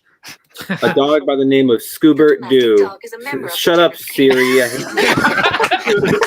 Look. Chris, I'm with you. I love that movie. Well, that actually he actually chose movies 1 and 2. I couldn't find a picture for the entire duo like I could for the. Oh, the second movie's the best one. I view both movies as one story, so I decided to pick both movies. It's a side. But no, honestly, like these movies, they're not the greatest. The first one's better than the second one, but the second one is straight fan service for fans of the animated show. And I mean, what else could I want? Like this movie was made, or the second one was made for me. The first one was just an attempt at getting an older audience to like Scooby-Doo again after almost 30 years of like Scooby was around, but you couldn't convince an adult to watch Scooby-Doo now or at that time. In my opinion. Oh, the first one's a better movie by far. Thank you. But the second one's more fun. Like if I want to just have a good time, I'm putting on the second movie because it's so weird, and we're talking about like supernatural stuff without getting too supernatural, and I really dig them. Plus, they're fun, and the cast honestly is perfect. It is. All right. Well, because you've already guessed, Chris, we're gonna drop down to Taylor. Who do you think? You have 3 movies, or I'm sorry, George. I didn't know you like Scooby-Doo that much. Yeah, you have 3 movies left. You have Transformers, Triple X, and Hancock. Who picked what? Matt, did you pick Hancock? You're damn right I did. Tell us why. Tell me why. Hancock is a severely underrated film. Another gem that I was recently able to find on Netflix. And yes, the third act does fall apart. I can admit that to a fault. But that movie had some really good moments, and those first 2 acts are very solid. And Will Smith as a drunk superhero just gaining the trust of the world and community is just great. So Hancock, guilty pleasure. I mean, as soon as you make Charlize Theron another one of his species, that's when it just goes. Spoilers. Oh, for a movie that's been out for nearly 13 years. Well, don't tell people to go watch it on Netflix and then be like, oh. Hancock spoilers. Hate to see it. All right. Spoiler alert for all these movies, especially Hancock. I think most of these movies people don't want to watch one time or ever again, so we're all right. All right, Connor. Triple X is my man Taylor. I was just about to say, Connor, you're the winner because there's only 2 movies left, and one of them is yours. So Connor won this round. Connor was Transformers Dark of the Moon for some god-awful reason. Okay, calm down. And Taylor, as Connor just guessed, was Triple X. Hell yeah. So you didn't like the Return of Xander Cage better? Better. Look, you can never beat the first. You can never be better than the original Xander Cage adventure. What the Triple hell X. do you describe Triple X as? The original Xander Cage adventure? The first X. Oh, look. So Triple X, again, to kind of harken back to what I was talking about with Grind, is such it's such an avatar of its era of like early 2000s. Not only like X Games culture, but also like it's totally exploiting like extreme. Like I think it was marketed towards people that I don't even think exist. You know, like I don't think cool like extreme dudes really existed that intensely. But it's like it's super jacked up on Mountain Dew. He plays a stunt man who, for some reason, gets picked up by the CIA to infiltrate a Russian terrorist cell. Okay, once again, we got a Tony Hawk cameo, which seems to be pretty consistent with my picks today. Damn, you love Tony Hawk. And a Matt Hoffman cameo. The movie starts at a Rammstein concert. It's got Hatebreed on the soundtrack. Okay, let me paint the picture. Let me give you one scene, and it tells you everything you need to know about why Triple X rules. So there's a scene towards the end where Xander Cage and his friends are pinned down by a Russian sniper.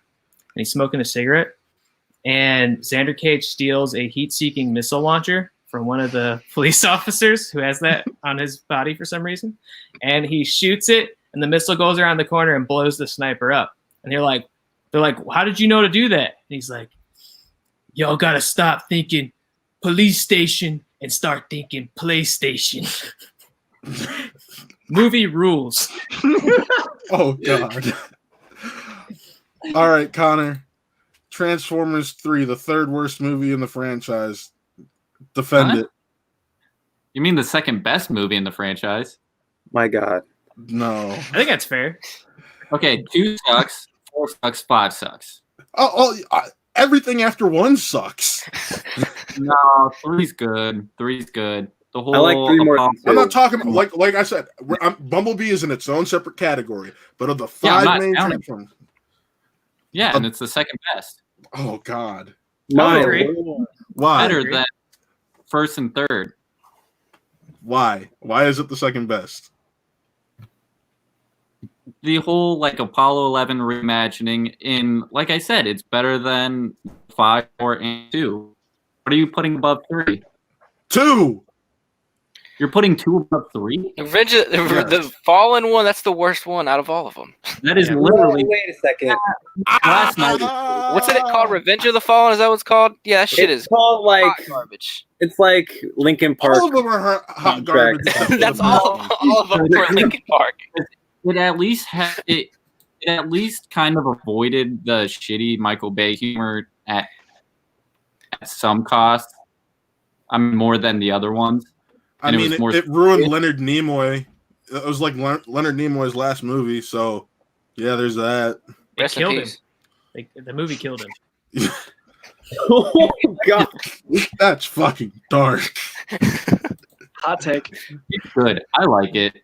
Hot take, more like fact. All right, well, Connor, since you won the round, we're moving on to our final tier, the number 1 movies. Who are you picking for these? Whoa, look at that cat. Look at that cat. Batman and Robin is Taylor. You're damn right it is. Taylor, why Batman and Robin? Yeah, I kind of revealed that one to people before I knew this was supposed to be a surprise. All right. I knew it could have been Nick. In your defense, it could have been Nick.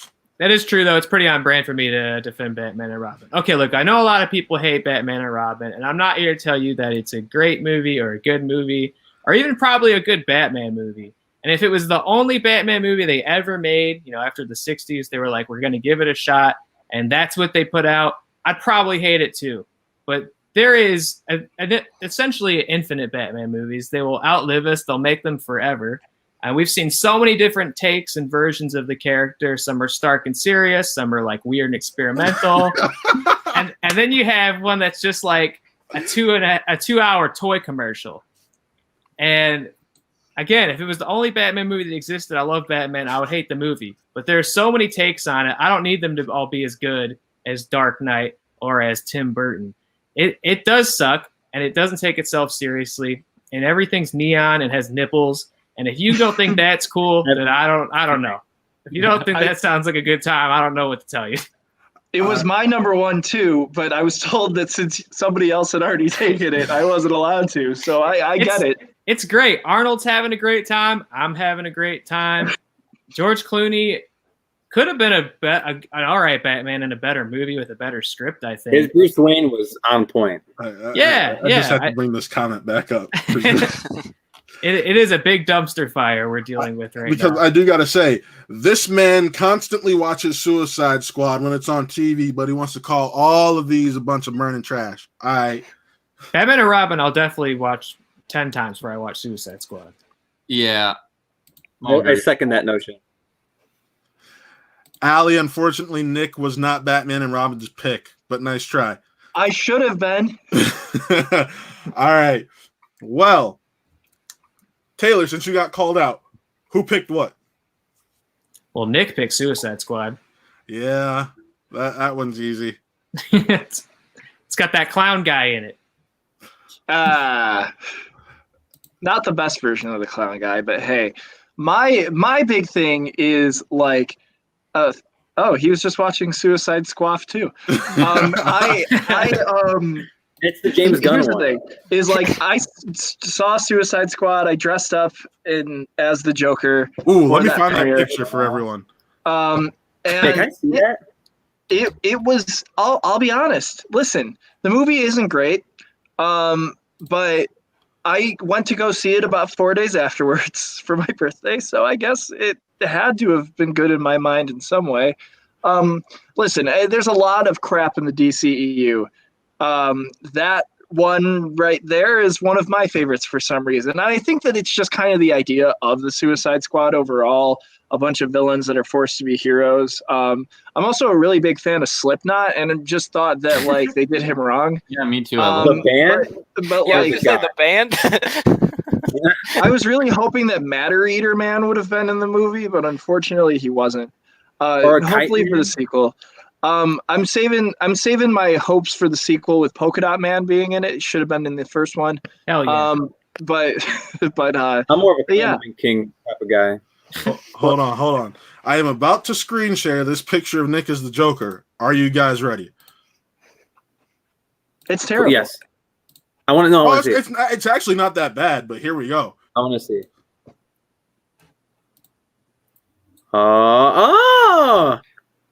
That's damaged as hell. Hey, Mom. It looks pretty good, honestly. So yeah, I really, yeah, that's Nick's Joker. It's the movie that I am looking forward to most for its sequel. Yes. How could I forget the Oscar award-winning makeup for Killer Croc?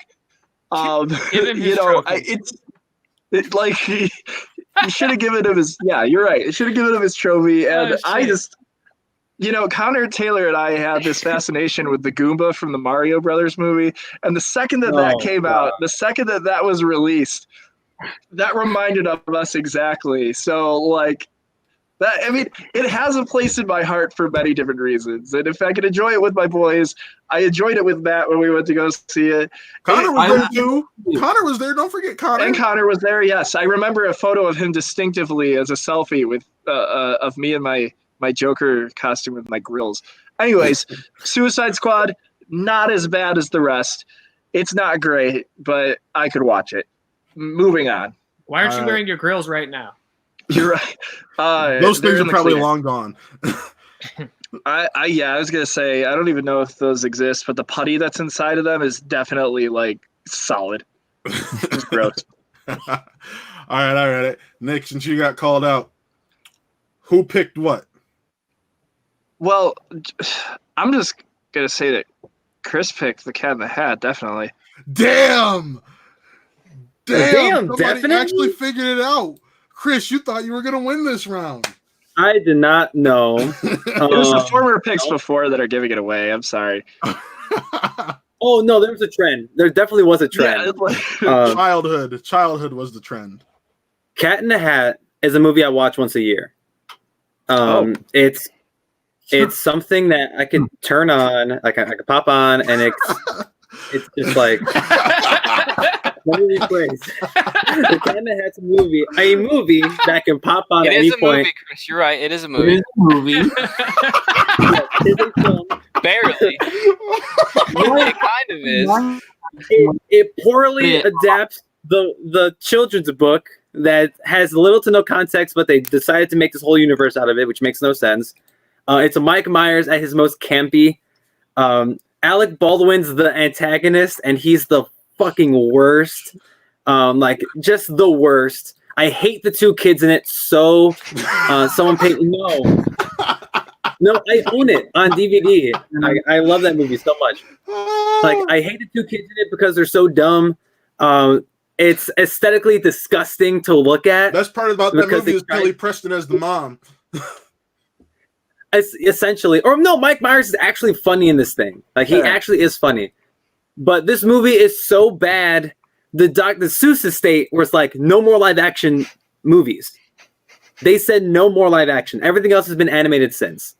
So I love this movie to death because not only did I watch it a bunch as a child, but I still pop it on and it still makes me laugh, and I meme it all the time. Dirty Ho was a line that went over my head as a child, but now I appreciate as cinematic gold. The Cat in the Hat is not. At no point did I think it was scary. At no point. The things might be scary though. They still are a little scary, like the noses and stuff. It's not cool. But I love Cat in the Hat. Cat in the Hat's great. Let's do a really scared watch along for Cat in the Hat. I'm so down. I'm living. I'm just make it black and white and slow it down to like 0.5 speed. It'll be terrifying. I'm so. All right, Chris, you tried to defend that movie. You were not successful. No. I'm not trying to convince anybody.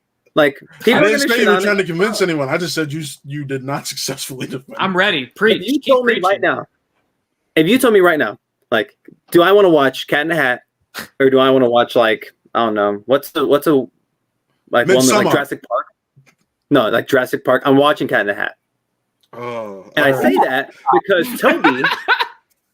I say that because Toby loves Jurassic Park. It's his favorite movie ever. And I think it's why it's your turn. Who picked what?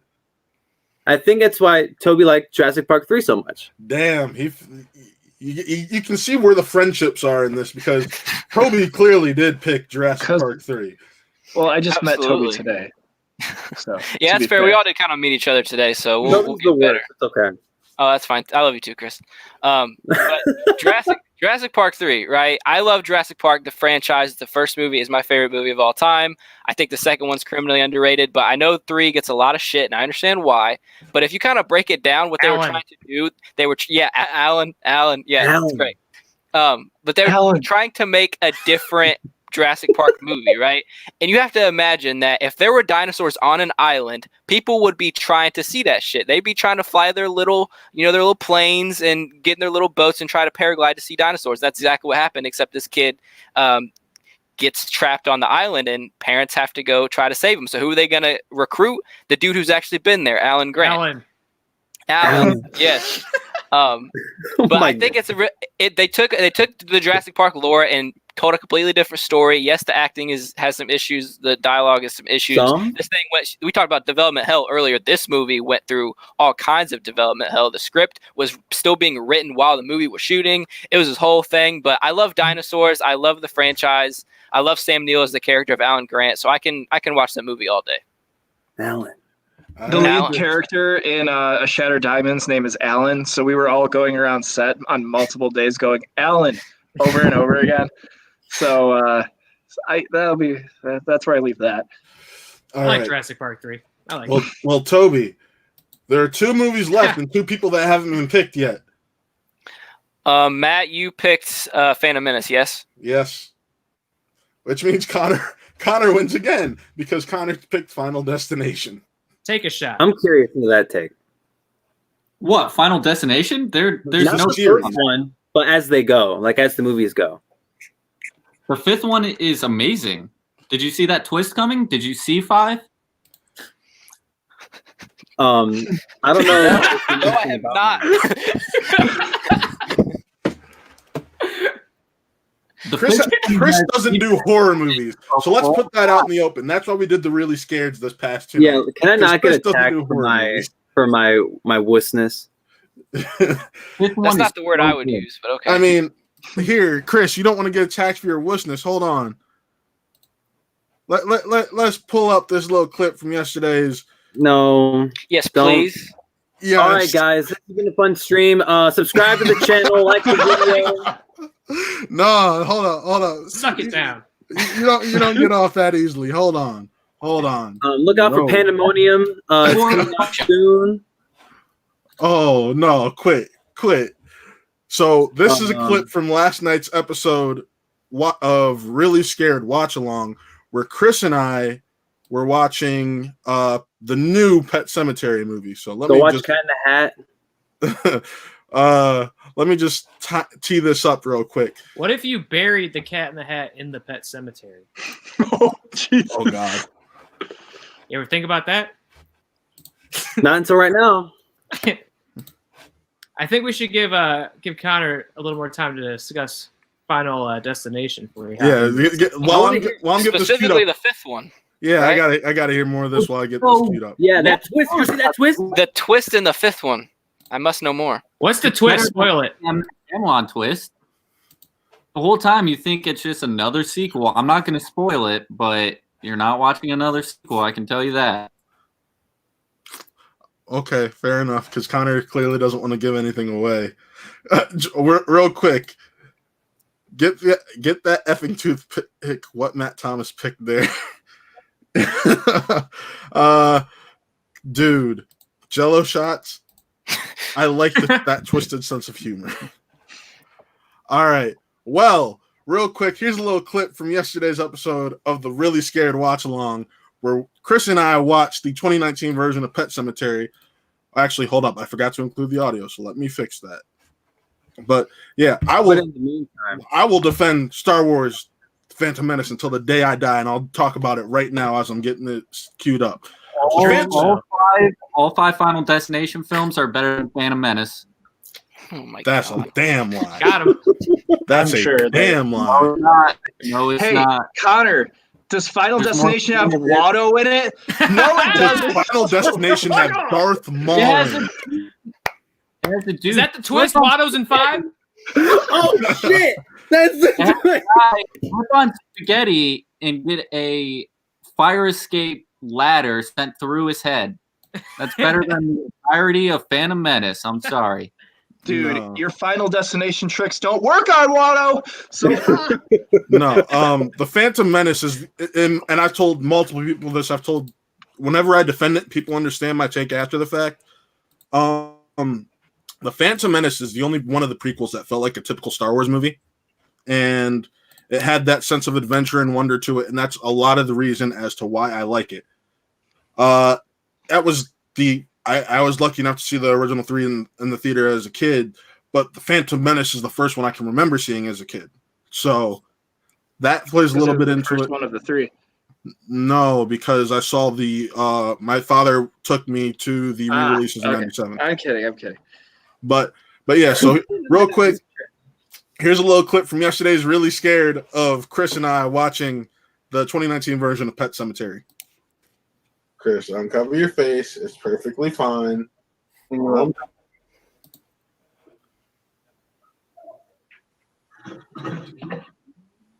It's the cat. See?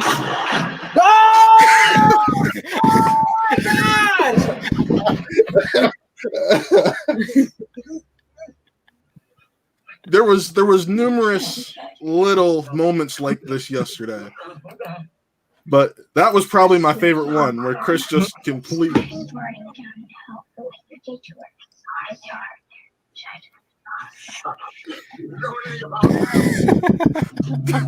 Like, if you just look at his reaction.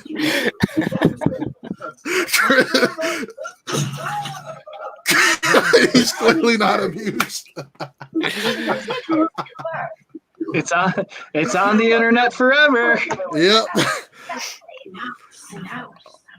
Oh, but yeah, I mean, Chris reacted worse to this one than he did Midsommar, which was hilarious. That's weird. Midsommar, like Chris and I did a watch along in Midsommar the other day. We weren't really scared by anything. We were disturbed by some of the stuff that we saw on screen. But this was scary to him. Like, I can't tell you how many times they got this in the stream. It's more of a family drama than a horror movie. What, Pet Sematary? Yeah. You've got maybe like the first 2/3, but the third act is nuts. Yeah, that third act, Chris was losing it. There were a ton of moments. If you want to go back and watch that, go ahead. It's on the channel. It's fun. Yo, that's not funny, man. Please, George. Thank you. See, he knows what's up. He got me. But no, he said the Phantom Menace pissed all over his childhood. What people need to understand, and Ken Knapsack, who is a Star Wars god, read his book, Why We Love Star Wars. He puts it best. You need to understand what George Lucas is trying to do. And people who think that the sequels even pissed all over their childhood, they need to understand that these stories were still George's, basically. They're all anchored in the heart that he felt for him. So that's all I got to say on that. And Qui-Gon Jinn, the best Jedi. Fine for bad movies. I was probably like 6 when I saw that in theaters. I fell asleep. It could not keep me entertained. At least I stayed awake for Inspector Gadget. Word. But I fell asleep during Phantom Menace. It's not a movie for kids. It's not a movie for little kids. That political stuff goes right over their heads. Hey, the Phantom Menace doesn't get into political stuff like the rest of And that's where George messed up. In the opening crawl, you hear about trade routes, and kids are like, "What the hell is a trade route, Mom?" Like, I just want to see like. I love the Phantom Menace. Don't get me wrong. I'm just saying I understand why kids at a young age would look at it and be like, "What is this? Why are they talking in a room? Why are they talking in a room for 2 hours?" So snooze fest. So, they're saying. So just because it's what George wanted to make, does that make it good? No. I didn't say it's good. I just said it's my favorite of the prequels. Because oh god, I can't even say that. I like Revenge of the Sith more. That's fine. But so does Nick. So do I like a lot Attack of of the Clones more. What? No, okay. Yeah, dude, I hate Phantom Menace. That movie sucks. Attack of the Clones is worse. The last 10 minutes are cool, and the rest I would just never want to see. Darth Maul. I like Gotti more than Phantom Menace. Like the yikes. Attack of the Clones at least has a couple scenes I like. Whenever it cuts to Obi-Wan, I'm see, Attack of the Clones is like Rogue One for me. I like the last 30 minutes of it. I can throw the rest in the trash. Okay, don't start. Don't start. Don't start. Not here. We're not gonna do this here. You all right, Chris? Look, I felt Toby Ness collective Hoosier energy. We're just gonna launch it directly through this camera. I'm sorry. I'm gonna stick by that tape till the day I die. I can't believe that. I want to hear George's take on Rogue One. If you can find his review for Ohio.com, however many years ago that was, he loved it. I'll find it. Thank you, Jim. You understand. Attack of the Clones was an embarrassment to the franchise. I still want to hear about Final Destination. All 3 of them was an embarrassment to the franchise. Okay, I ain't gonna stand by that one. I see Toby's getting pissed. You all right, Toby? I can drop the super facts all day long if you want to. Please but do it. There's a time and place for everything.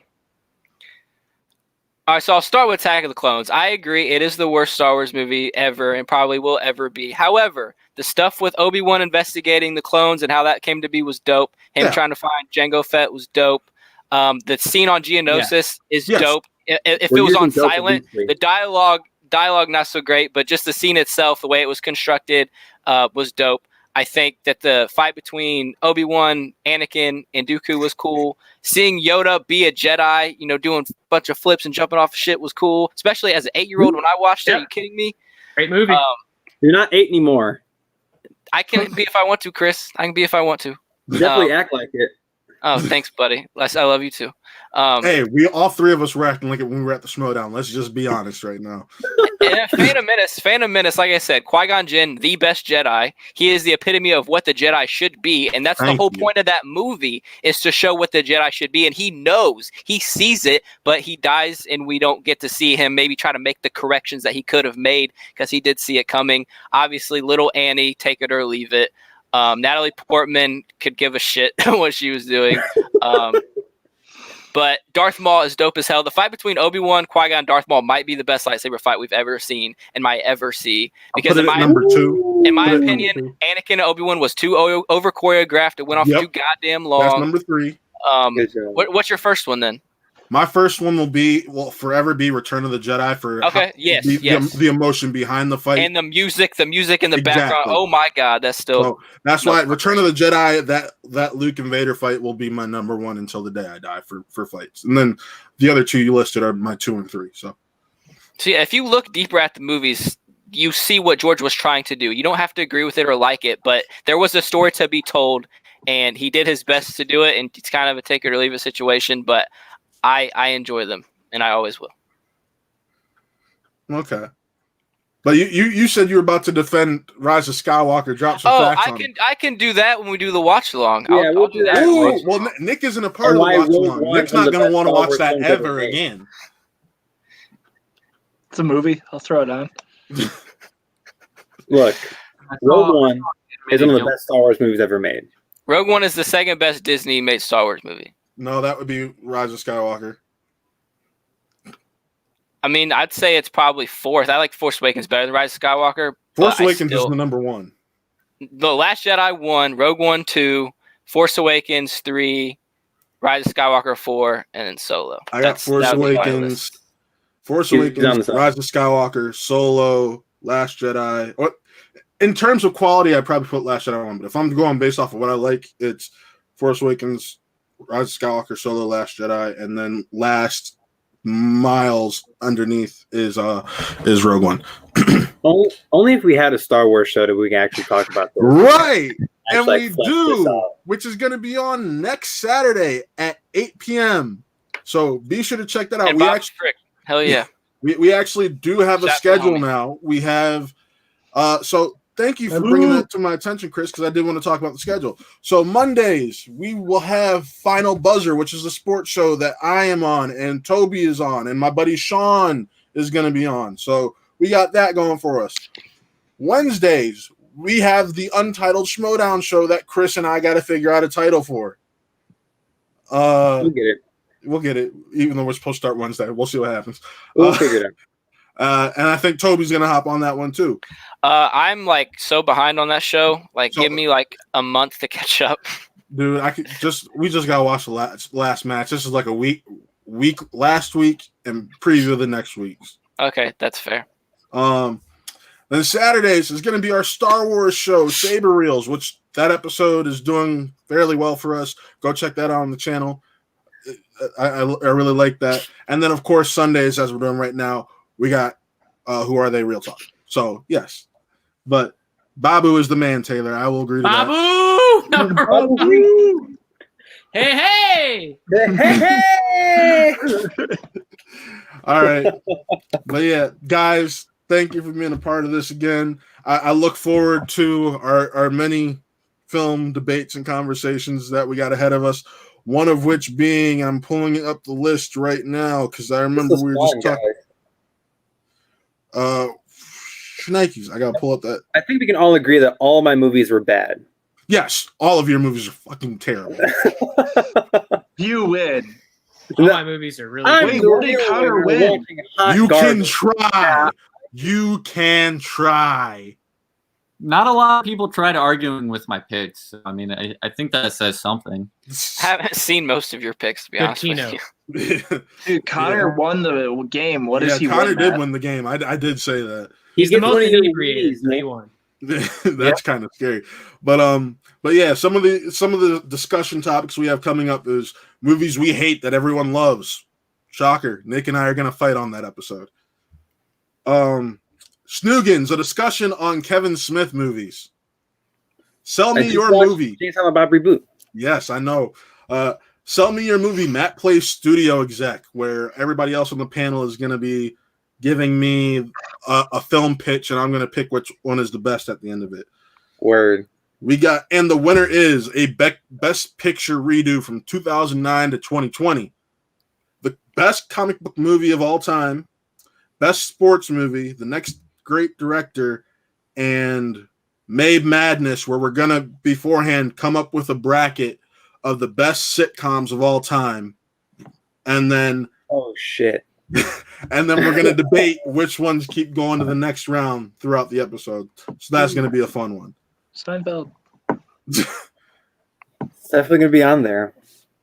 Connor, dang, that's like 5 already. rocks. Matt has a God complex. Wow.